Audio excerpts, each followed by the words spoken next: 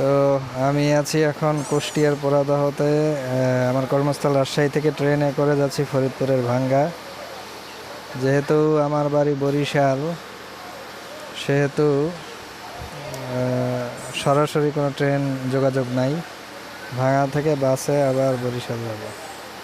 তো first time এই অঞ্চলে আসা ট্রেনে, new experience. So far so good, দেখা যাক কী হয়।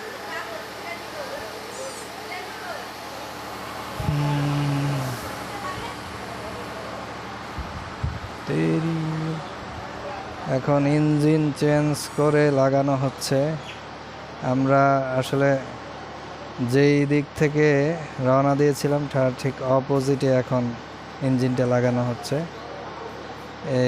এই ইঞ্জিন লাগানো শেষ হলে ট্রেনটা আবার ভাঙার দিকে মুভ করা শুরু করবে। তো কুষ্টিয়ার পোড়াদহ থেকে সবাইকে আল্লাহ হাফেজ, সবাইকে ঈদ মোবারক।